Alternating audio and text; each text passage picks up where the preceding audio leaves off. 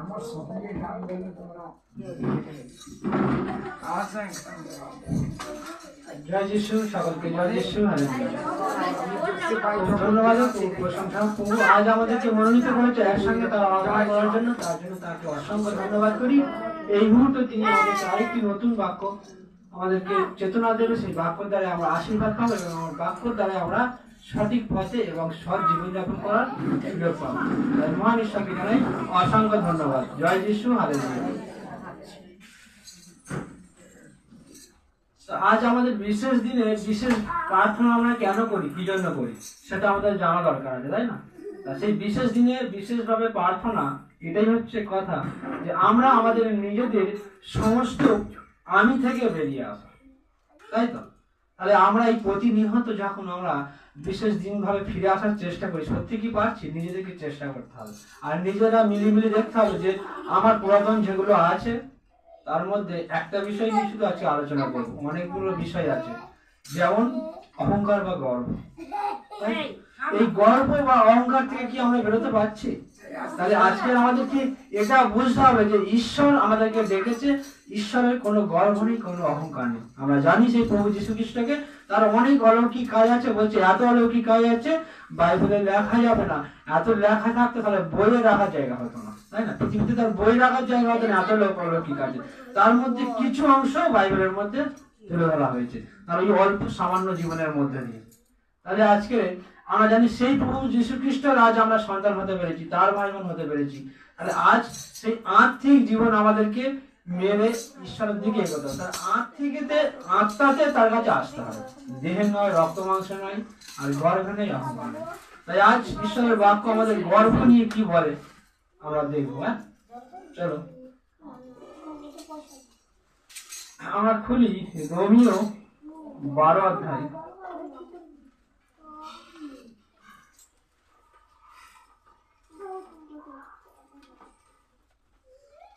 নয় থেকে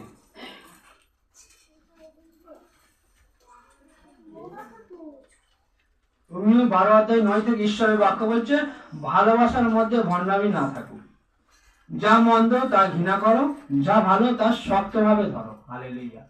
তাহলে আজ আমরা জানি, প্রত্যেকেই জানি যে কোনটা খারাপ জিনিস, কোনটা ভালো জিনিস, প্রত্যেকেই জানি, তাই না? তাহলে এই জ্ঞান বুদ্ধিটা আমাদেরকে ঈশ্বর দিয়েছে, কিন্তু ঈশ্বরের বাক্য বলছে এই ভালোবাসার মধ্যে ভণ্ডামি যেন না থাকুক। যদি ভালোবাসার মধ্যে ভণ্ডামি থাকতো তাহলে যিশু আজ ক্রুশের মধ্যে ঝুলতো না, তাই না? তাহলে এখান থেকে ভালোবাসা বুঝতে হবে। কারণ ঈশ্বর আজ পৃথিবী সৃষ্টি করার পরে মানুষকে উদ্ধার করার জন্য অনেককে হয়তো পাঠিয়েছিলেন, তাই না? কিন্তু কেউ মানুষকে উদ্ধার করতে পারেনি। তারা প্রথমে এসে ভালোবাসা দেখিয়েছে, কিন্তু নিজের স্বার্থের জন্য আবার সরে গেছে। কিন্তু আমার প্রভু যীশু খ্রিস্ট কি বলছে? বলছে ভালোবাসা দেখো, আমি তোমাকে এত ভালোবাসি, তোমার জন্য আমি জীবন উৎসর্গ করলাম। আজকে তিনি নিজের জীবন আমাদের জন্য উৎসর্গ করলেন, এটাই তার ভালোবাসার প্রমাণ দিলেন। মানে ভালোবাসাটা এরকম হবে। তাই করিন্থীয় 13 অধ্যায় বাক্য কি বলছে? বলছে তুমি ভালোবাসি ভালোবাসি বলছো, নিজেকে এতই বড়াই করছো, আমি তোমার জন্য জীবন দিয়ে দিতে পারি, আমি তোমাকে কিডনি দিয়ে দিতে পারি, আমার রক্ত দান করে দিতে পারি।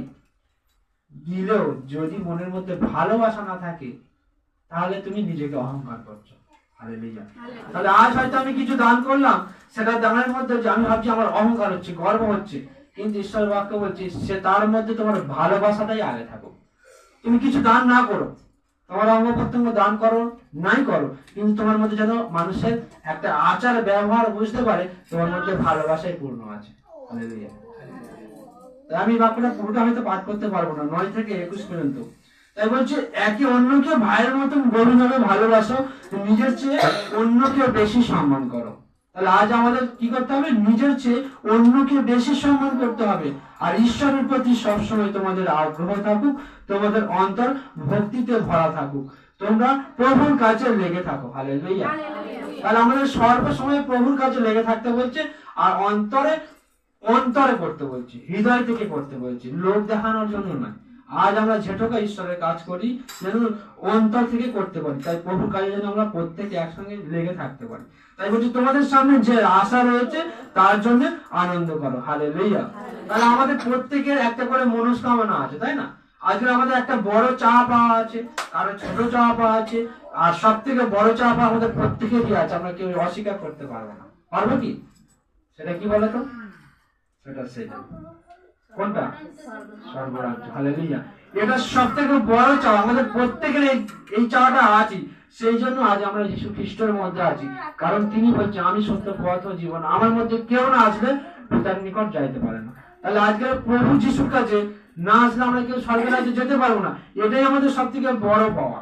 আর এই বড় পাওয়ার জন্য আমাদের দুঃখ কষ্টে ধৈর্য ধরো বলছে তোমাদের সামনে যে আশা রয়েছে সেই আশাটার জন্য তোমরা ধৈর্য ধরো। তাহলে আজ আমরা জানি আমাদের স্বর্গ রাজ্য আছে, আর এই স্বর্গ রাজ্যে পৌঁছতে গেলে অনেক সমস্যা আসবে, আর তার জন্য হচ্ছে দুঃখে কষ্টে ধৈর্য ধরো এবং অনবরত প্রার্থনা করো। হালেলুয়া। তাহলে অনবরত প্রার্থনা করতে বলছে। আজ কি বলছে? ঈশ্বরের লোকেদের অভাবের সময়ে সাহায্য করো, অতিথিদেরকে সেবা করতে আগ্রহী হও। হালেলুয়া। তাহলে আজ আমরা অনেক জায়গায় দান ধ্যান করি, কিন্তু কোথায় করি, কিভাবে করি, সেটা আমাদেরকে বোঝা উচিত।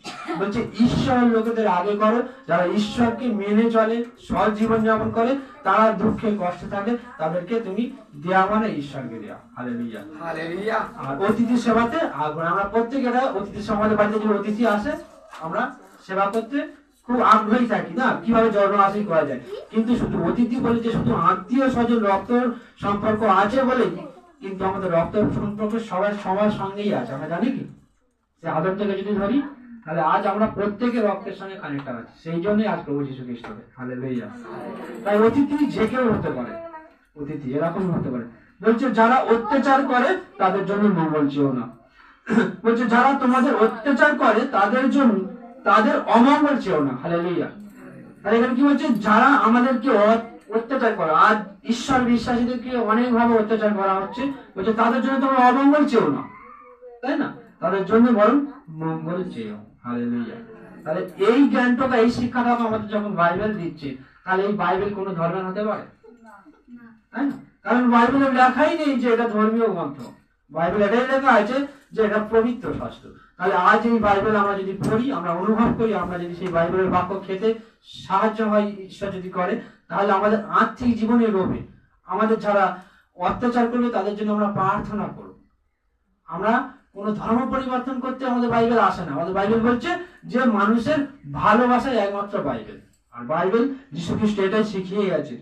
তাই বলছে যারা আনন্দ করে তাদের সঙ্গে আনন্দ করো, যারা কাঁদে তাদের সঙ্গে কাঁদো, তোমাদের একের প্রতি অন্যের মনোভাব যেন একই রকম হয়। বড়লোকের মনোভাব না দেখিয়ে বরং যারা বড়লোক নয় তাদের সঙ্গে মেলামেশা করো। হালেলুয়া। নিজেকে জ্ঞানী মনে করো না, মন্দের বদলে কারো মন্দ করো না, সমস্ত লোকের চোখে যা ভালো সেই বিষয়ে মনোযোগ দাও। হালেলুয়া। তাহলে সমস্ত লোককে চোখে যেটা ভালো সেটা নিয়েই আমাদেরকে মনোযোগ দিতে বলেছে। তাহলে আজ আমাদের বড় লোকের কেন এই কথা বলেছে জানো? কারণ একটা কথা আছে, যিশুর কাছে একটা শিষ্য এসেছিল, একজন বড়লোক সন্তান এসেছিল, বলছে গুরু গুরু আমি স্বর্গরাজ্যে যেতে গেলে আমাকে কি করতে হবে, তাই না? বলছে তুমি এটা করো ওটা করো। বলছে এগুলো তো আমি ছোটবেলা থেকেই করেই আসি, পিতামাতাকে ভালোবেসে আসি, আত্মীয় স্বজন সবকিছু করছি, দান ধ্যান সবকিছু আমি ঠিক মতন পরিচালনা করছি, তাহলে আর আমার কি বাকি আছে বলো? বলছে এবার তোমার ধন সম্পত্তি বিক্রি করে দিয়ে তুমি ঈশ্বরের কাজ করো। তখন সে আর দাঁড়ালো না, সেখান থেকে চলে গেল। তাই তখনই যিশু উত্তরে বলেছিল যে বড়লোক ধনী লোকের পক্ষে স্বর্গরাজ্যে ঢোকা অত সহজে নয়। কারণ তারা গর্বে অহংকারে ভরা আছে, আর ঈশ্বরের বাক্য বলছে গর্ব অহংকার ঈশ্বরের কাছে চলে না। কেন চলে না আমি যাচ্ছি তারপরে। তাই বলছে তোমাদের দিক থেকে যতদূর সম্ভব সমস্ত লোকের সঙ্গে শান্তিতে বসবাস করো। হালেলুয়া। তাহলে আজকে শান্তিতে বসবাস করতে পারছো যতদূর সম্ভব। প্রিয় ভাইরা, তোমরা নিজেরা প্রতিশোধ নিও না, বরং ঈশ্বরকেই শাস্তি দিতে দাও। পবিত্র শাস্ত্রে প্রভু বলেন অন্যায় শাস্তি দেওয়ার অধিকার কেবল আমারই আছে, যার যা পাওনা আমি তাকে তাই দেবো। হালেলুয়া। তাহলে আজ যদি আমাদের জীবনে যে কোনো দুঃখ, যে কোনো সমস্যা, যে কোনো অত্যাচার আসে, যেন তার কোনো বিরুদ্ধে যেন আমরা কথা না বলি। সে যদি তোমাকে বলে তোমার জীবনে এই ক্ষতি হোক, তুমি বলো তোমার জীবনে মঙ্গল হোক। হালেলুয়া। বাইবেল এটা আমাদেরকে শেখায়, আমাদেরকে বলে না যে আমার সমস্ত অর্থ নষ্ট হয়ে যাক, আমার বাড়িতে সমস্ত ধূলিসাৎ হয়ে যাক, কিন্তু আমাদের বাইবেল বলে তুমি ওকে যখন তোমাকে এই কথা বলছে তুমি ওর বিচার করতে যেও না, তুমি বলো ওর মঙ্গল হোক। হালেলুয়া। কারণ বিচার করার ক্ষমতা আমাদের কারণ নেই, একমাত্র ঈশ্বর বলছে বিচার করার ক্ষমতা আমার আছে, ওর শাস্তি আমি ওকে দেবো, তুমি ওকে শাস্তি দিতে দেবো না। হালেলুয়া। তাহলে আজকে বাইবেলে আছে প্রেম, আর কিচ্ছু নেই। তাই শাস্ত্রের কথা মতো বরং তোমার শত্রুর যদি খিদে পায় তাকে খেতে দাও, যদি তার পিপাসা পায় তাকে জল দাও, এইরকম করলে তুমি তার মাথায় জ্বলন্ত কয়লা গাদা করে রাখবে। হালেলুয়া। জ্বলন্ত কয়লাটা কেমন হয়? খুব ভালো। করতে পারবো কি আমরা? না, আগুনে দিলে ছটফট করবো, তাই না? ঠিক এইরকম বলছে তোমার শত্রু যখন খিদে পাবে, জানো তুমি তোমার শত্রু তোমাকে রঙ্গব্যঙ্গ করে, তোমার প্রতিবেশীকে, আর তোমাকে যখনই দেখা হয় তুমি খ্রিস্টান প্রচার করা বলে একটা রঙ্গব্যঙ্গ করে, করুক না, তাদের সে জানে না বলে করেছে, তার জন্য আমি এখন আর দুঃখ করবো না, কারণ আমি বাক্য জানি, সে বাক্য জানে না। তাই বলছে তার যে কোনো সমস্যা হবে, বিপদ হবে, সমস্যা করবে, তুমি তার কাছে গিয়ে দাঁড়াও। হালেলুয়া। আর এটাই হবে তার মাথায় জ্বলন্ত কয়লা রাখার মতো। তাহলে কয়লা রাখলে, জ্বলন্ত কয়লা যদি রাখে আমাদের হাতে যদি রাখে কেমন হবে? তাহলে তার মাথায় যখন আমরা জ্বলন্ত কয়লা রাখবো, সে নিজেই তার মধ্যে সমস্ত খারাপটা করে গিয়ে ঈশ্বরের প্রেমে পূর্ণ হবে। হালেলুয়া।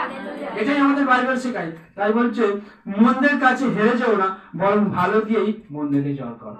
হালেলুয়া। তাহলে মন্দের কাছে হেরে যাও না, সেই জন্যই আমাদের গর্ব অহংকার সবগুলো ধ্বংস করার জন্য আজকের এই ফাস্টিং।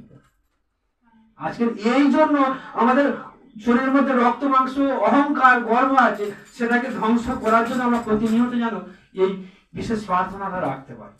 শুধু একদিন দুদিন নয়, মনে হচ্ছে আমি পারছি না, আরো বেশি করে রাখি, তাতে শরীর খারাপ হবে না, কিন্তু আমাদের আত্মার দিকে এগিয়ে যাবো।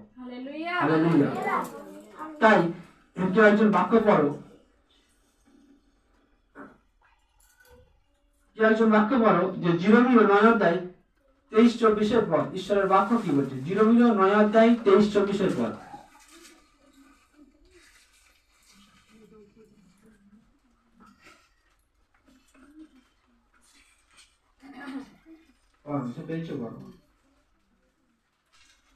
পরবর্তী বাক্য রেডি করে রাখবে।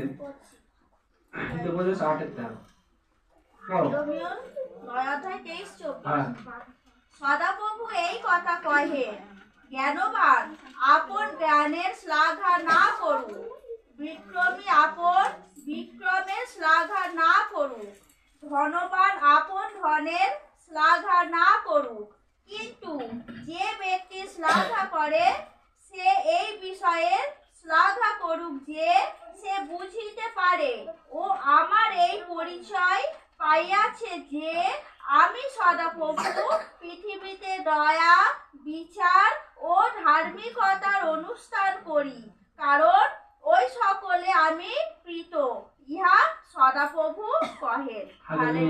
ঈশ্বর বলছে জ্ঞানী লোকেরা তাদের জ্ঞানের গর্ব না করুক, কিন্তু শক্তিশালীরা তাদের শক্তির গর্ব না করুক, কিন্তু ধনীরা তাদের ধনের গর্ব না করুক। হালেলুয়া। তাহলে ঈশ্বরের বাক্য কি বলছে? জ্ঞানী লোকেরা, আজকে হয়তো আমি ভাবছেন যে আমি বাইবেল পড়ি, ও তো কলেজের প্রফেসর, ও তো আমার থেকে অনেক জ্ঞানী, ওই জ্ঞানের কথা বলছে না, বলছে ও ওর গর্বে অহংকারে জ্ঞানী আছে, ও বাইবেলের কথা হয়তো জানে না, কিন্তু আমি জানি, আপনি জানেন, আমাদের হয়তো অনেক জ্ঞান নেই, অনেক দিকে নাম নেই, যশ নেই, কিন্তু ঈশ্বরের বাক্যর কাছে আমরা ঈশ্বরের কাছে মনোনীত। তাই বলছে জ্ঞানীরা যেন গর্ব না করুক, যাদের শক্তি আছে তাদের সঙ্গে আমরা হাতাহাতি মারামারি করে পারবো না, লাঠি করে পারবো না, সেখানে বলছে তাদের শক্তির পড়াই তারা না করুক, কারণ সেই শক্তি কোথা থেকে আসে? ঈশ্বর যদি না যোগায়, তার যদি এই ঈশ্বরের শ্বাসটা 2 মিনিট তাকে বন্ধ করে রেখে থাকো, সে শক্তি আর দেখাতে পারবে না। তাই বলছে গর্ব অহংকার এগুলো নিয়ে শুধু না করুক। আজকের কিসের এত গর্ব, কিসের অহংকার? ঈশ্বরের বাক্য বলছে আজকে তুমি যে নামটা ব্যবহার করছো তোমার দেয়া কি? দেয়া নয় তো। তাহলে আজকে বলছে তোমার যে নামটা দেওয়া আছে, তোমার সেই নামটা তোমার নিজের দেওয়া নয়। আজকে তুমি যে ঘরটা বানিয়েছো তোমার নিজের দেওয়া নয়। তুমি সঙ্গে করে কিছু এনেছিলে মায়ের গর্ভ থেকে? কিছুই আনোনি। উপরন্তু যা কিছু আছে সবকিছু ঈশ্বরের দেওয়া দান আছে। যে চাকরি পেয়েছো, যেটা তুমি গর্ব করছো, সেটা সব ঈশ্বরের অনুগ্রহ, ঈশ্বরের দয়াতে তুমি আজকে করছো। আজ তুমি কিসের এত গর্ব করছো? এবং মৃত্যুর পরে যে তুমি লোকের ঘাড়ের উপরে ভর করে শ্মশানে যাবে, সেটাও লোকের দেওয়া দান। হালেলুয়া। তাহলে কিসের এত গর্ব, কিসের এত অহংকার, তাই না? আজ আমাদের এটাই গর্ব, এটাই অহংকার। কিন্তু এখন ঈশ্বরের বাক্য বলছে গর্ব করো না, অহংকার করো না, ঈশ্বরের কাছে সবকিছু কিন্তু ধরা পড়বে। তাই আজ আমরা যখন আমাদের নামটা আমাদের নয়, কারণ একজন অন্যদের দেয়া, আমাদের শিক্ষা আমাদের একটা অন্যদের দেয়া, আমাদের আচার ব্যবহার আমাদেরকে কেউ শেখায়, তাই তো? সবকিছু একটা করে শেখায়, তাহলে আমরা নিজেরা কিছু নিয়ে আসেনি, এবং মৃত্যুর পরে আমরা অন্য লোকের ঘাড়ে ভর করে শ্মশানে যাব, তারপরেও আমরা অহংকার করি, তাহলে নিজের কোনো ক্ষমতা নেই। তাহলে আজ ঈশ্বরের বাক্য বলছে গর্ব অহংকার ছেড়ে দাও। একটা গানের মধ্যে আছে না, গানটা ছোটদের গলায় হলেও গানটা সত্য, তোর গর্ব করিস না, তোরা অহংকার করিস না, অহংকারে মত্ত হয়ে নিজেকে বড় করিস না। তাই আজ আমাদের গর্ব অহংকারকে ছেড়ে দিয়ে ঈশ্বরের প্রেমেতে মগ্ন হতে হবে। আর ঈশ্বরই একমাত্র শ্রেষ্ঠ, দ্বিতীয় কোনো ঈশ্বর নেই। আর সেই ঈশ্বরের কাছে যেতে গেলে আমাদের সমস্ত কিছু নিজেদের ভেতরে যা কিছু খারাপ আছে, ময়লা আছে, সেগুলোকে বার করে ঈশ্বরের আলোতে আলোকিত করতে হবে। ঈশ্বর তার আপন বাক্যে আশীর্বাদ করুন। আমেন। জয় যিশু। হালেলুয়া। চলো আমরা শেষ প্রার্থনায় যাই।